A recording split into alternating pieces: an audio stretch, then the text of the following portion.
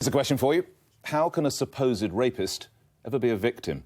The answer is, in truth, chillingly easily, when his good name, career, life prospects and entire family background dragged through the courts after being accused. This has been brought into the limelight in the case of the 4 Royal Agricultural University students accused, and now cleared, of rape.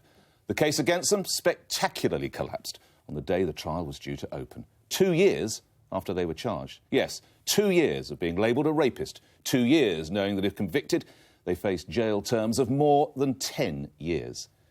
This is what one of the accused, James Martin, said. It's always been there. It's never gone away. I can breathe a bit now. It's taken its toll at college. I've failed exams. I look at people differently now, a bit paranoid. It's harder to trust anyone.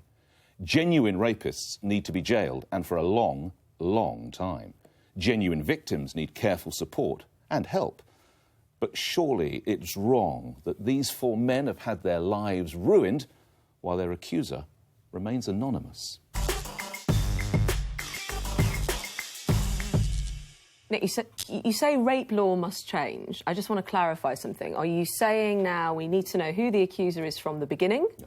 What are you actually saying, just before I respond? I'm saying that in cases where it can be seen that, and I'm going to use a woman, because I know that men can be the victims, but just for the purpose of this debate, where it can be shown that a woman is effectively a vexatious litigant, where it can be shown that she has taken part happily in a sex act with a number of men or a single man, where she then wakes up and she realises she's then got to explain it all to her boyfriend, and she suddenly cries rape, where that can be proven, and in some instances we have women who have a track record of this, we then not automatically, but it then should go back to the courts, and there, at the very, very least, you could possibly look at wasting police time or attempting to pervert the course of justice, which brings a life term. Now, let me just say something. First of all, that's happening. 109 women prosecuted in the last 5-6 years or so. Again, not just with wasting police time, with the perversion of the course of justice, a very serious thing that carried a high penalty in terms of prison time. Some people say we were too harsh with those women in this country, but whatever you want to send a message, maybe it does send a message. But what you're talking about there, I find the language very interesting, is where you say where it can be proven, OK? This is an unpopular thing to say in the face of a formidable introduction like that, Nick, where you have, very rightly, and I have full sympathy for those men, for these years of their lives that they have been robbed. I really, really do. Okay. I also know that some of the men's parents have had to remortgage their houses to pay for the legal fees for a case that didn't happen.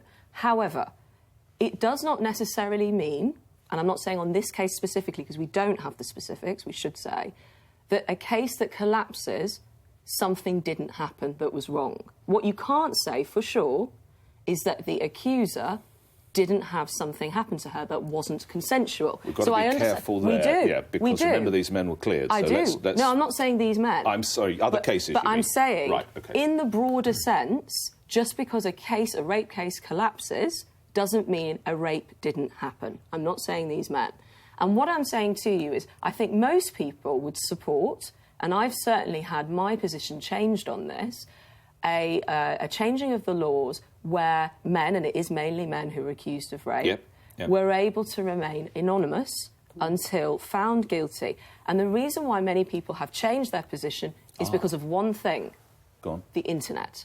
Right. When Margaret Thatcher reversed the policy and made it that you had to be known, you weren't anonymous when you were accused, she made that change because there was an idea that the majority of rapists were serial rapists. The police needed to be able to name the accused so that they could get victims to come forward. We saw that with Jimmy Savile.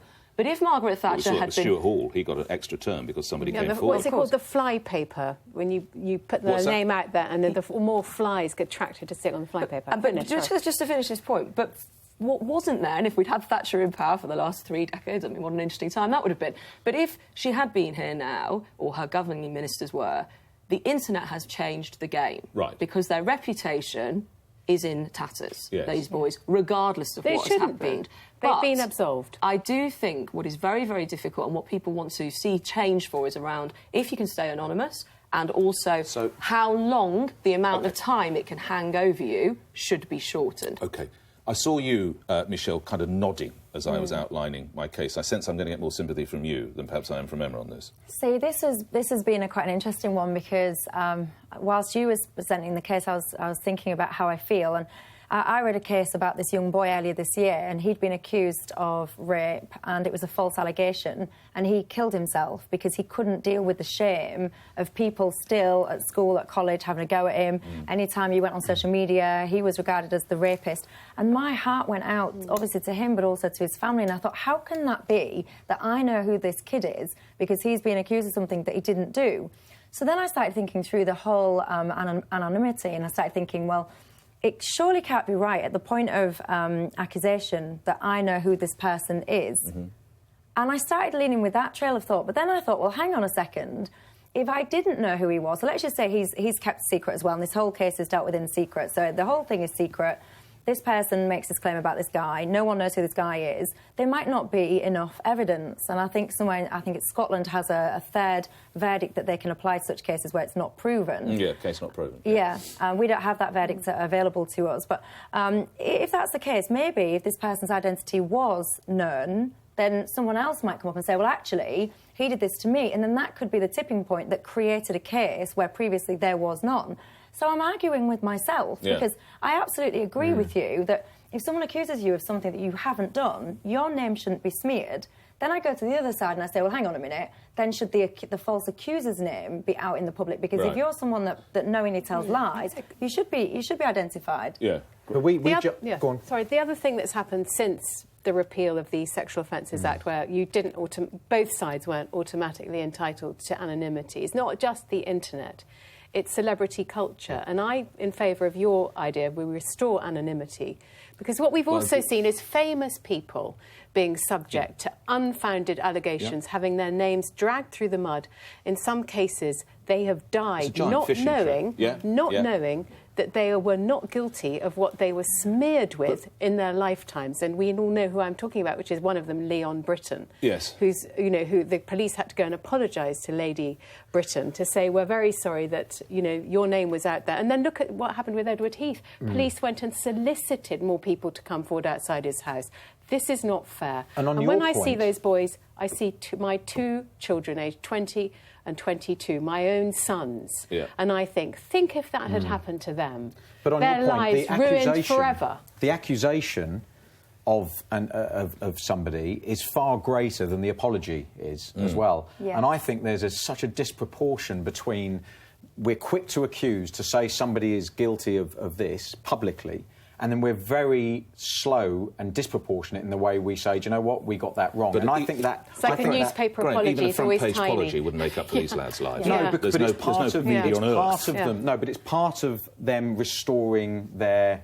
who they are and their integrity. And I think it's very hard. I mean, I would agree. In a utopian world, we'd have anonymity, but that I don't know how realistic that is for some of the points that Emma's made around, internet and the fact that people will go very early. And also what we have to do, we have to be very careful about continuing, in my belief, to encourage people to report. Yeah, and that's exactly... And we mustn't at any cost deter people from reporting, because ultimately, if you are a victim and a genuine victim, you need all the support you can get, because it must be the hardest thing to bring... In a way, anonymity might help that, though, because they're saying, I'm not naming this person, but I do want to report the offence. Do you see what I mean? But can we just put this into perspective?